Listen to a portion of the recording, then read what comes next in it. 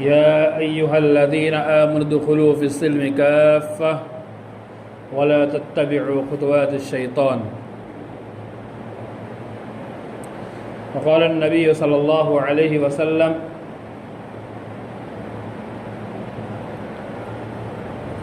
بني الإسلام على خمس: شهادة أن لا إله إلا الله وإقام الصلاة وإيتاء الزكاة وصوم رمضان وحج البيت من استطاع إليه سبيلا. بوقار جماعت کے بزرگان، نوجوان دوستو، اللہ رب العالمین کا بے پائے احسان و کرم ہے جس کی توفیق سے ہم اور آپ اس دنیا کے اندر اسلام پر، ایمان پر، سنت نبی صلی اللہ علیہ وسلم کے مطابق زندگی گزار رہے ہیں۔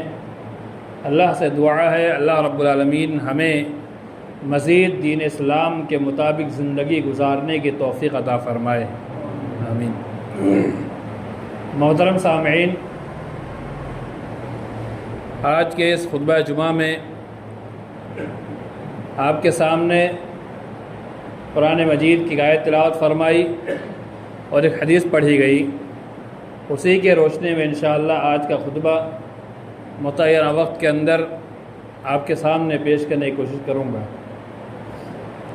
قرآن مجید میں اللہ رب العالمین ارشاد فرماتا ہے: ان الدین عند اللہ الاسلام، اللہ کے نزدیک سب سے پسندیدہ دین اگر کوئی ہے تو دین اسلام ہے۔ دنیا کے اندر جنہیں ہم مذاہب کہتے ہیں اسے عربی کے اندر ادیان کہا جاتا ہے۔ مختلف ادیان اس دنیا کے اندر پائے جاتے ہیں، انہی ادیانوں میں سے ایک دین جسے اللہ رب العالمین نے دین اسلام کہا۔ اسلام کہتے کس کو ہے؟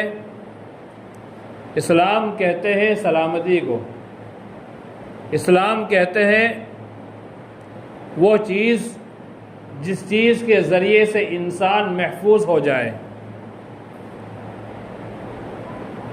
اور مسلم کہا جاتا ہے جو انسان اسلام قبول کر لیتا ہے اسے مسلم کہا جاتا ہے۔ اسلام بہت وسیع معنی ہے۔ اللہ رب العالمین نے بذات خود ان الدین عند اللہ الاسلام کہا کہ ایک ایسا دین جو اللہ تعالیٰ کو سب سے زیادہ پسند ہے، اور اس دین کا نام اللہ تعالیٰ نے اسلام کہا۔ تو غور کرنے کی چیز یہ ہے کہ اسلام ہی ایسا دین ہے جسے اللہ پسند کرتا ہے۔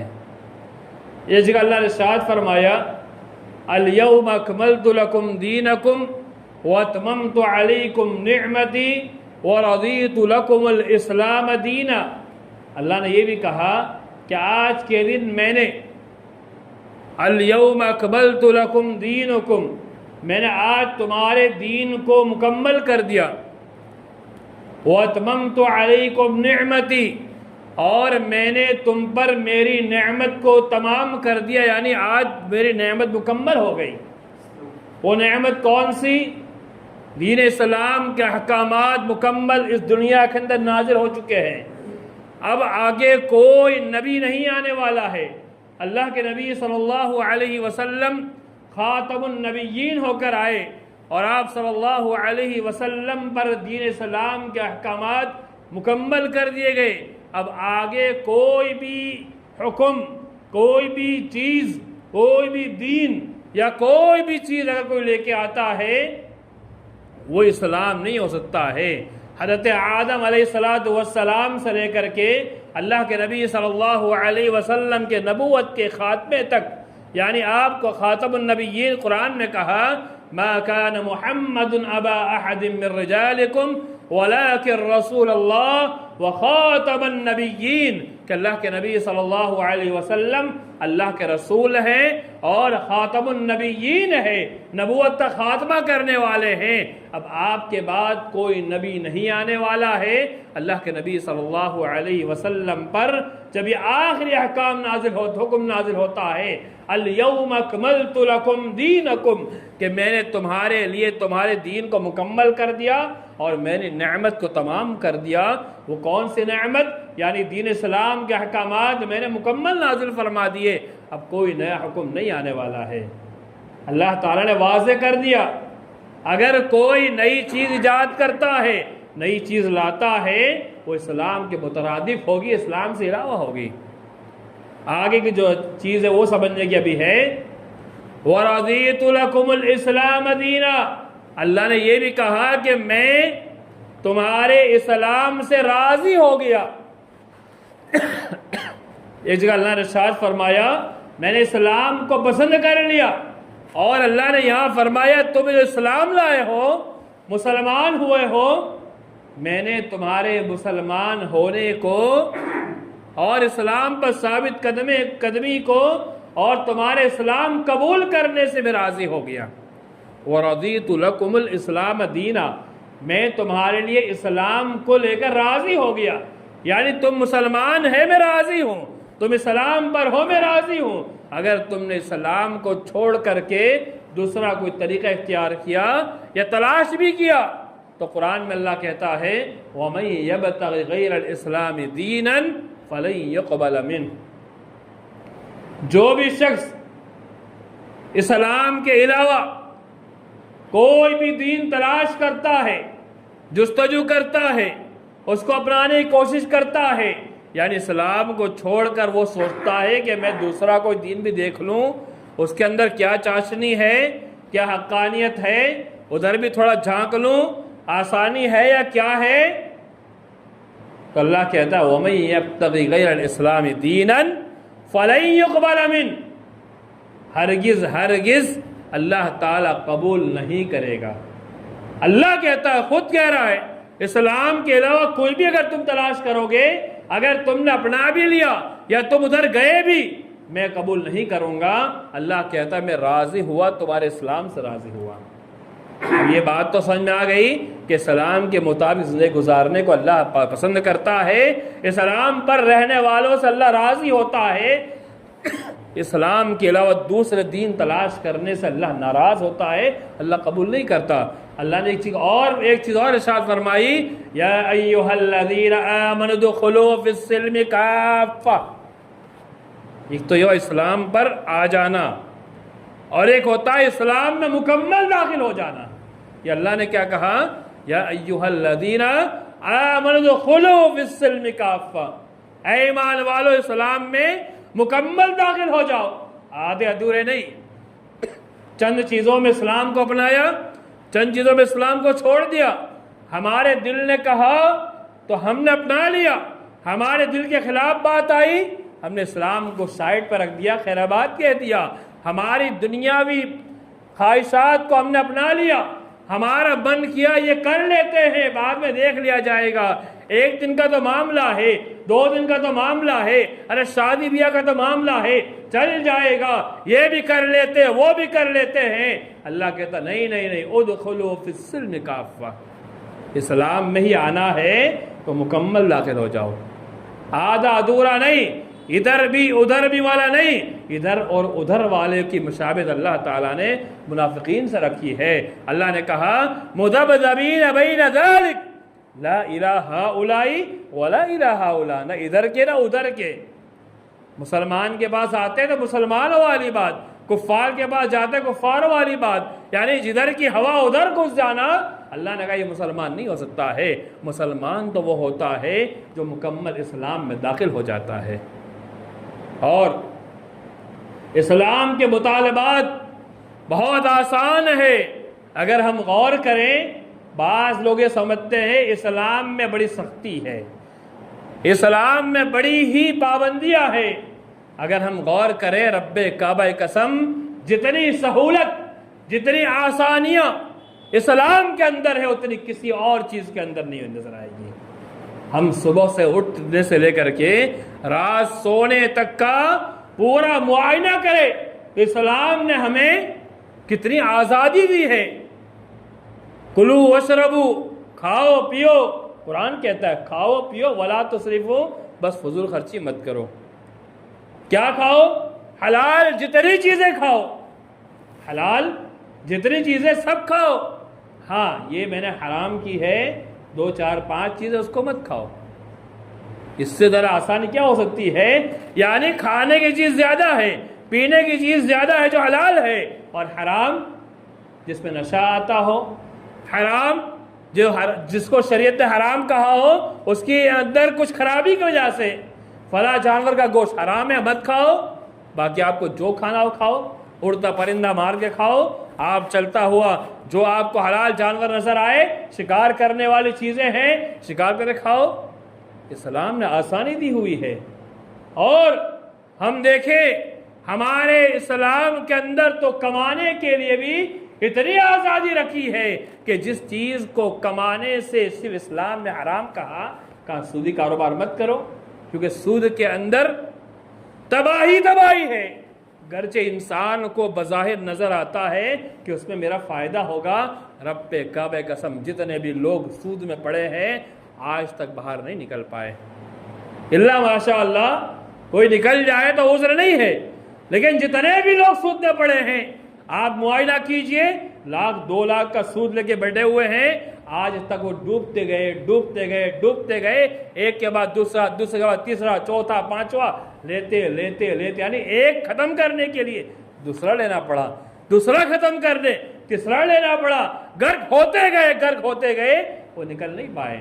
اسلام نے کہا سودی کاروبار مت کرو، اور کسی کا مال مت دباؤ، حلال کمائی کرو، حرام مت کھاؤ. اور باقی اسلام نے کہا جو جیسے تمہیں کمانا ہو کماؤ، بس حرام طریقے سے مت کماؤ. تو دیکھا جائے تو آسانیاں ہی آسانی اسلام کے اندر ہے، سہولتیں ہیں. اور کہا اللہ نے کہ تمہیں رات اللہ نے سونے کے لیے بنائی، تم سو جاؤ. اللہ کے نبی صلی اللہ علیہ وسلم کی جو عادت تھی اس عادت کو اگر ہم اپنا لے تو ہمارے لیے بہت خیر ہے، نیند بھی پوری ہوگی، صحت بھی اچھی رہے گی. صحابہ بیان کرتے اللہ کے نبی صلی اللہ علیہ وسلم مغرب کے بعد سونے کو عشاء کے بعد بات کرنے کو ناپسند کرتے تھے. یعنی آپ صلی اللہ علیہ وسلم عشاء کے بعد اگر کوئی کام نہیں رہتا آپ سو جایا کرتے تھے. اگر انسان اپنا معمول بنا لے، کام کاج سے فارغ ہو کر کے گپ سڑا کے نہ لگا کر چپ چاپ سو جائے تو بہترین نیند پوری کر سکتا ہے اور فجر کے لیے بیدار ہو جائے. 10 منٹ 15 منٹ 20 منٹ کا وقفہ، پھر آزاد، ظہر تک آزاد، جو چاہے کرے، چاہے کمائے، گھومے، جہاں بھی جائے، کوئی پابندی نہیں. ظہر کی اذان ہوئی، نماز کا وقت ہوا، نماز کے لیے آ جائے، نماز پڑھی، آزاد. عصر کے لیے 10 منٹ 15 منٹ، مغرب کی 10-15 منٹ، عشاء کی نماز 10-15 منٹ کے بعد پھر پوری رات ہماری ہے. اسلام میں جتنی آسانی ہم ڈھونڈ کر بھی اس کے اندر مشکل نہیں پائیں گے، لیکن شیطان جو ہے انسان کا کھلا دشمن ہے. وہ کبھی نہیں چاہتا کہ مسلمان آسانی میں رہے، وہ ہمیشہ چاہتا ہے کہ مسلمان پریشان رہے، اسلام اسے برا لگے، اسلام کی سختی اسے نظر آئے، آسانی نظر نہ آئے. کیونکہ ہمیں اسلام نے حرام کام سے روکا ہے، شیطان چاہتا ہے کہ وہ فحش کام میں پڑے. شیطان کی خواہش ہے، شیطان چاہتا ہے کہ مسلمان برائی میں پڑے، گناہوں میں پڑے، حرام کام میں پڑے. اس لیے شیطان یہ ہمیں ذہن میں دیتا ہے کہ اسلام یہ پابند لگاتا ہے، یہ پابند لگاتا ہے، یہ پابند لگاتا ہے. اس کے مقابلے میں آپ دیگر ادیان کا مطالعہ کریں گے تو اس کے اندر اتنی پابندیاں ہیں کہ آپ صبح اٹھتے ہی یہ کرنا، وہ کرنا، یہ کرنا، وہ کرنا، دنیا بھر کے سارے کام کاج کرنا، بغیر غسل عبادت نہیں کر سکتے. ہاں اسلام نے کہا کہ تمہاری ناپاکی ہے، حاجت ہے، تمہارا نہانا واجب ہو چکا ہے، غسل کرو مختصر سا اور نماز شروع کر دو. لیکن دیگر ادیان میں اگر آپ کو صبح عبادت کرنی ہو اس سے پہلے نہانا پڑے گا، آپ کو یہ کرنا، وہ کرنا، دنیا بھر کی سارے چیزیں مشکلات پہ مشکلات ہیں ان کے یہاں. اور دیکھیے کئی ادیان میں تو ایسا ہے اگر وہ دھارمک بنے گا تو کما نہیں سکتا. اسلام میں تو ایسی کوئی پابندی نہیں ہے. آپ دھارمک ہو یا کچھ بھی ہو، آپ مولوی صاحب ہو یا غیر عالم ہو، آپ کما سکتے ہیں، آزادی سے کما سکتے ہیں۔ صحابہ کرام کی مالی اعتبار سے اگر کنڈیشن دیکھے تو لاکھوں کروڑوں درہم کے اندر ان کی پراپرٹی تھی۔ ایک ہی جنت کی بشارت پانے والے صحابی حضرت زبیر رضی اللہ تعالی عنہ، ان کے انتقال کے بعد ان کے بیٹے عبداللہ نے جب ان کی پراپرٹی کو کاؤنٹ کیا تو جتنا قرضہ ان کے اوپر تھا اس قرضے کو ادا کرنے کے بعد ان کی 4 بیویوں کے درمیان 12 لاکھ درہم حصہ تقسیم ہوا، اور بچوں میں گیا الگ، بیویوں میں 12 لاکھ درہم، لاکھ، ہزار نہیں، لاکھ، اور درہم کے اندر۔ یہ صحابہ کرام کی کنڈیشن تھی میرے مال والے بھائیوں۔ تو اسلام میں اتنی آسانی ہے، اسلام کو کوئی بغور مطالعہ کرے تو اسلام کبھی مشکل نہیں ہوتا ہے، اسلام ہمیشہ آسان ہے۔ اسلام کچھ لوازمات ہم سے چاہتا ہے۔ سب سے پہلی چیز، اسلام لانے کے بعد پہلی چیز اللہ کے نبی صلی اللہ علیہ وسلم کی سنت کے مطابق ہر کام ہونا چاہیے۔ اللہ کے رسول صلی اللہ علیہ وسلم کا فرمان ہے، من عمل عملا لیس علیہ امرنا فهو رد، اور ایک حدیث، من احدث فی امرنا ھذا ما لیس منہ فهو رد، جس نے کوئی ایسا کام کیا، جس نے کوئی ایسا عمل کیا جو ہماری شریعت کا حصہ نہیں ہے، ہماری شریعت کے علاوہ بنایا گیا ہے، کوئی نئی ایجاد ہے، کہا وہ مردود ہے۔ اور دوسرے الفاظ، من عمل عملا لیس علیہ امرنا، اللہ کے نبی صلی اللہ علیہ وسلم نے فرمایا کہ کسی نے کوئی ایسا عمل کیا جو ہماری شریعت میں سے نہیں ہے، دین اسلام میں سے نہیں ہے، امت محمدیہ کی شریعت یعنی شریعت محمدیہ میں سے نہیں ہے، وہ رد، وہ مردود ہے، رد کر دیا جائے گا۔ اب انسان کتنا بھی اچھا عمل کرتا ہو، کتنی بھی نمازیں پڑھتا ہو، کتنا اذکار کرتا ہو، کتنا بھی دیندار ہو، اگر شریعت محمدیہ کے مطابق اس کا عمل نہیں ہے تو رب کعبہ قسم اس کی ساری چیزیں تباہ برباد ہو جائے گی۔ ایک حدیث آپ کے سامنے پیش کروں کہ اللہ کے نبی صلی اللہ علیہ وسلم حوض کوثر کے اوپر جب بیٹھے ہوں گے، وہ اعضائے وضو کے چمکنے کے ذریعے سے لوگوں کو بلا رہے ہوں گے، فرشتے کہیں گے یہ وہ لوگ ہیں جنہوں نے آپ صلی اللہ علیہ وسلم کے انتقال کے بعد شریعت کو بدل دیا تھا، یعنی اپنے مطابق زندگی گزارنا شروع کر دی، اسلام کو کچھ نہیں سمجھا، محمد صلی اللہ علیہ وسلم کے شریعت کو کچھ بھی نہیں سمجھا۔ اللہ کے نبی کہیں گے سحقا سحقا لمن غیر بعدی، دوری ہو، دوری ہو، یہ وہ لوگ ہیں جنہوں نے میرے انتقال کے بعد میری شریعت کے اندر تبدیلی کر دی تھی، یعنی میری شریعت کو محفوظ ہی رکھا، اس میں چینجنگ کر دی، تبدیلی کر دی۔ تو میرے مان والے بھائیو، کیا معلوم ہوتا ہے کہ شریعت اسلامیہ محمد صلی اللہ علیہ وسلم کی لائی ہوئی شریعت، آپ پر نازل کردہ شریعت، اس کے مطابق زندگی گزارنا ہر حال میں ضروری ہے۔ اگر ہم نے ایسا عمل نہیں کیا، اپنی منمانی کی، اللہ کی قسم کہیں ایسا نہ ہو روز قیامت ہم حوض کوثر سے محروم رہ جائے اور روز قیامت ہمارے اعمال ہمارے منہ پہ مار دیے جائے کہ تمہارے وہ اعمال ہے تو تم نے شریعت کی مخالفت کرتے ہوئے کیے تھے۔ کیونکہ بہت سارے اعمال ایسے ہیں جو ہم شریعت کو نہ جانتے ہوئے، اسلام کو نہ سمجھتے ہوئے ہم بہت سارے غلط طریقے بھی کر جاتے ہیں۔ تو ضرورت اس بات کی ہے کہ اسلام کے طریقے کو جاننا، اسلام کیا مطالبہ کرتا ہے، اسلام دین رحمت ہے، اسلام ہمیں کیا سکھاتا ہے، اسلام کی تعلیمات جو بیسک تعلیمات ہے، بنیادی تعلیمات ہے، اسے سیکھنا ضروری ہے۔ اور یہ دیکھتے ہیں اسلام نے ہمیں کن چیزوں کو کرنے پر ابھارا ہے۔ اللہ کے نبی صلی اللہ علیہ وسلم فرمایا بنی الاسلام علی خمس شہادت اللہ الہ الا اللہ، اسلام کی بنیاد 5 ستونوں پر ہے۔ اسلام کی بنیاد 5 ستونوں پر، یعنی کسی ایک مکان کے اندر جتنے پلر لگانے ہو اتنے پلر لگانا ضروری ہے۔ اسلام کے 5 ستون ہیں، 5 پلر ہیں۔ سب سے پہلا شہادت اللہ الہ الا اللہ وَأَنَّ مُحَمَّدَ رسول اللہ، اس بات کی گواہی دینا کہ اللہ رب العالمین کے علاوہ کوئی معبود برحق نہیں ہے، اللہ کے نبی صلی اللہ علیہ وسلم اللہ کے رسول ہے، اس چیز کی گواہی دینا یہ حقیقی اسلام ہے۔ اگر کوئی آدمی زبان سے اس مسلمان ہونے کا دعویٰ کرتا ہے لیکن رب کو رب نہیں مانتا، اللہ کو اللہ نہیں مانتا، اور اللہ کو ماننا کیا ہے یہ بھی سوچنا ضروری ہے۔ اللہ کو ماننا یعنی اللہ کی بات کو ماننا، اللہ کے احکام کو ماننا، اللہ جس کام کو کرنے کا حکم دے دے اس کام کو بجا لانا۔ اگر کوئی انسان اللہ کی نہیں مانتا ہے گویا کہ وہ اللہ کو نہیں مانتا ہے۔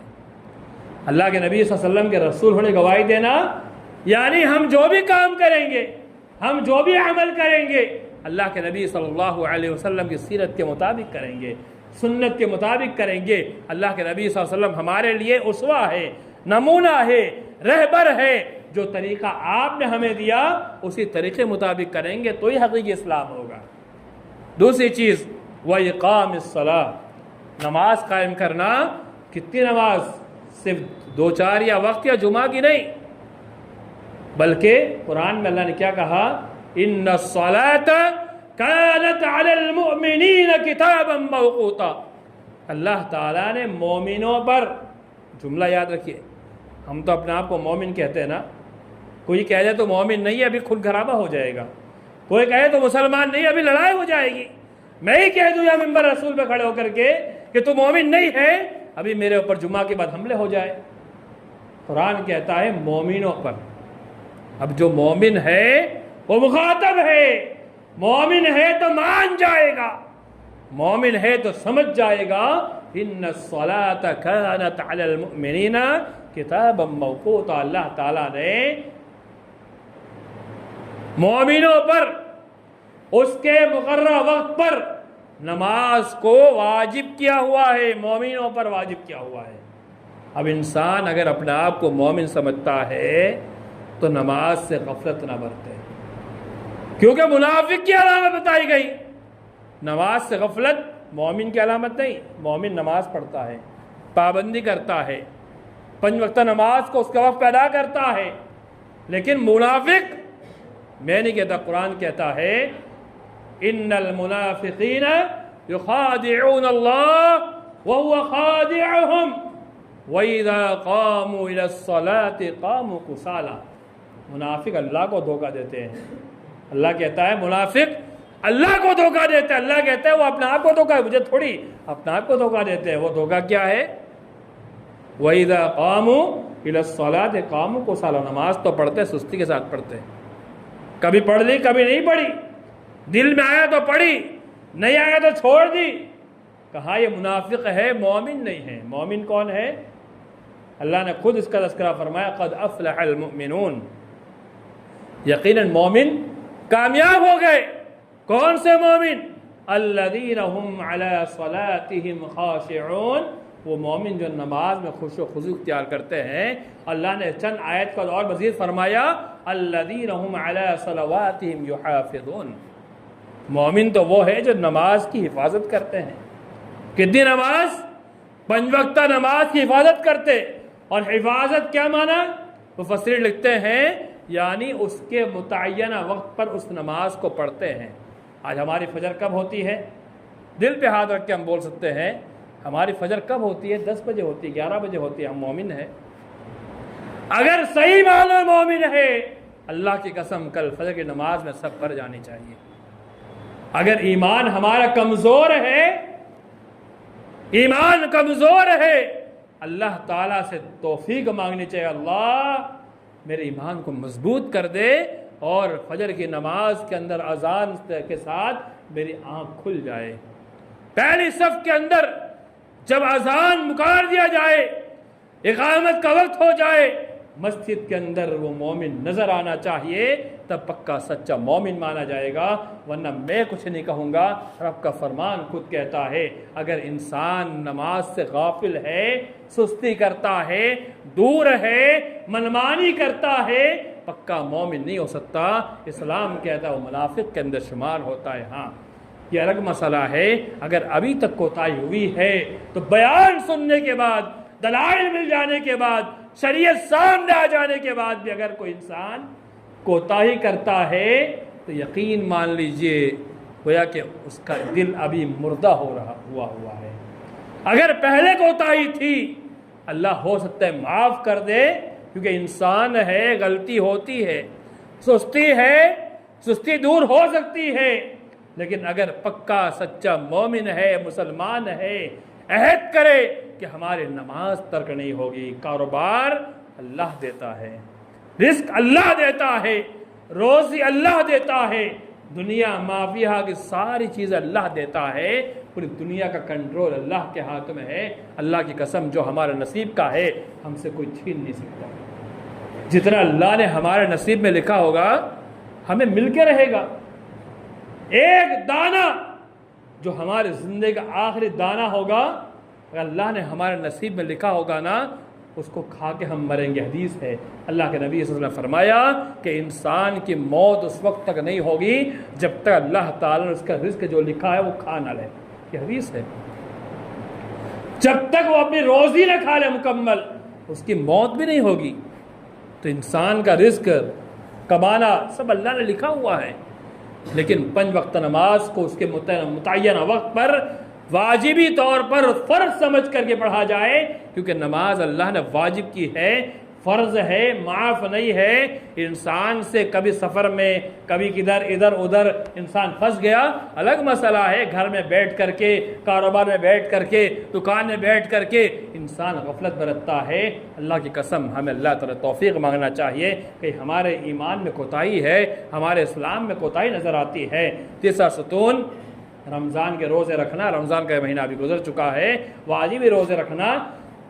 چوتھا ستون زکوٰۃ ادا کرنا۔ ہاں، زکوٰۃ کی میں تھوڑی وضاحت چاہوں گا کہ زکوٰۃ آج مسلمانوں کے درمیان یہ فہم اور عام ہو چکا ہے، جب رمضان کا مہینہ شروع ہوتا ہے مسلمان زکوٰۃ نکالتے ہیں اور 12 مہینہ بھول جاتے ہیں۔ یہ طریقہ یاد دہانی کے صحیح ہے، لیکن ہمارا مال اگر آج نصاب کو پہنچا ہوا ہے اور آج 1 سال مکمل ہوا ہے تو کیا ہم رمضان کا انتظار کریں گے؟ مثال کے طور پر آج شوال کی جو بھی تاریخ ہو، 10، 15، 20 جو بھی تاریخ ہو، اگر آج کے دن میں شوال کی آج کی تاریخ کے اندر اگر ہماری زکوٰۃ واجب ہو گئی، کیا ہم 11 مہینے انتظار کریں گے؟ نہیں، جس دن زکوٰۃ واجب ہو گئی اسی دن نکالنا ضروری ہے۔ اگر درمیان میں ہو، کبھی بھی واجب ہو جائے تو زکوٰۃ نکالنا ہوگا، غریب کا حق اس کو دینا ہوگا، ہم اپنے پاس نہیں رکھ سکتے اس کو۔ اور 5ویں چیز اسلام کی بنیادی ستون میں سے جو مہینہ ابھی آنے والا ہے، حج۔ کہا جس کے پاس وہاں تک پہنچنے کی طاقت ہو، استطاعت ہو، وہ حج پہ جائے۔ آج تو معاشرے کے اندر استطاعت ہونے کے باوجود اس خدشے سے ہم نہیں جاتے ہیں کہ بچوں کی شادی کرانی ہے، پیسے وہ واجب ہے، وہ ہم پر، ہماری ذات پر واجب ہے۔ بچوں کی شادی کرانا یہ ہم پر ذمہ داری ہے، واجب نہیں ہے، ذمہ داری ہے۔ بیٹی کی شادی ہے، باپ کی ذمہ داری ہے کہ ولی بنے، نکاح کرائے، نکاح کرانے کے بعد رخصتی دے دے، کوئی خرچہ نہیں ہے۔ کس نے کہا خرچہ ہے؟ یہ تو ہماری عقل ماری گئی ہے جو ہم بیکار خرچہ کرتے ہیں، فضول خرچی کرتے ہیں، دنیا کو جتانے خوش کرنے کے لیے کہ لوگ ناراض ہو جائیں گے نہیں خرچ کریں گے تو۔ کوئی خرچہ لڑکی کی شادی میں ہے ہی نہیں، فری میں شادی ہو سکتی ہے، کچھ نہیں کرنا ہے۔ رشتہ طے ہوا، لڑکے والے آئیں گے، اللہ کے گھر میں نکاح پڑ گیا، نکاح پڑھنے کے بعد رخصتی دے دی، یا بھائی تمہیں ہم نے لڑکی دے دی، جاؤ لے جاؤ، ہو گیا کام۔ کیا خرچہ؟ کوئی خرچہ نہیں، یہ تو ہم نے خرچہ بنایا ہوا ہے، ہم نے اپنے طور پر بنایا ہوا ہے۔ نہیں، جب تک حق 1000 کو کھانا نہیں کھلائیں گے تب تک شادی کہاں ہوگی؟ جب تک یہ فلاں دن کا نہیں کریں گے، ریتی رواج نہیں کریں گے، شادی کہاں ہوگی؟ یہ تو ہم نے بنایا ہوا ہے۔ اور لڑکے کی طرف سے کیا خرچہ ہے؟ سوائے مہر اور ولی میں کوئی خرچہ نہیں ہے۔ مہر انسان اپنی حیثیت کے مطابق دے، ولیمہ اپنی حیثیت کے مطابق کرے، بس کوئی خرچہ نہیں ہے۔ لیکن اس ایک چھوٹی سی ذمہ داری کی وجہ سے آج مسلمان ایک واجبی عمل کو چھوڑ بیٹھا ہوا ہے کہ ایسا نہ ہو کہ آج ہماری حیثیت قلم مر جائے، انتقال ہو جائے، یا یہ مال ہمارا ہم سے چلا جائے۔ کیا گارنٹی ہے؟ آج یہ کل ختم ہو جائے گا، اللہ نے دیا ہوا ہے اللہ کے لیے، اللہ کے نام پر اس کے اگر مال ہمارے پاس موجود ہے، اخراجات موجود ہے، وہاں پہنچنے سے اگر آنے سے اخراجات موجود ہے، گھر خرچ کے اخراجات موجود ہیں، کاروبار کے لیے پیسے موجود ہیں، تو اللہ کے لیے وہاں چلے جائے اور حج کا فریضہ انجام دے دے۔ یہ واجبی عمل ہے۔ حیثیت ہونے کے بعد، طاقت ہونے کے بعد اگر کوئی تاخیر کرتا ہے تو واجبی عمل، یہ آپ کے سامنے فتویٰ ہے، واجبی عمل کے اندر اگر کوئی انسان بلا عذر شرعی تاخیر کرتا ہے تو اس تاخیر کرنے میں وہ گنہگار ہوگا۔ کیوں؟ اس نے بلا وجہ تاخیر کی ہے۔ عذر شرعی ہے، ایسا عذر جو شریعت میں مانا ہو، تو اگر تاخیر ہوگی تو انسان کا عذر مانا جائے گا، ورنہ وہ عذر نہیں مانا جائے گا، انسان گنہگار ہوگا۔ تو اللہ کے لیے اسلام کو جیسے ہمیں اپنانا، اسلام نے ہم پر واجب کیا ہے، ویسے اپنانے کی کوشش کریں۔ اور رب نے ہم سے اسلام کو پسند کیا ہے، رب جس دین سے راضی ہو گیا ہے اس دین کے مطابق چلنے کی کوشش کریں۔ اللہ تعالیٰ ہم تمام مسلمانوں کو دین اسلام کے مطابق چلنے کی توفیق عطا فرمائے۔ اللہ تعالیٰ تمام مسلمانوں کو اسلام کے مطابق دن گزارنے کی توفیق عطا فرمائے۔ اسلام کو اپنا اڑنا بچھونا اپنے توفیق عطا فرمائے۔ اسلام کے مطابق ہمارے سارے معاملات کی توفیق عطا فرمائے، آمین۔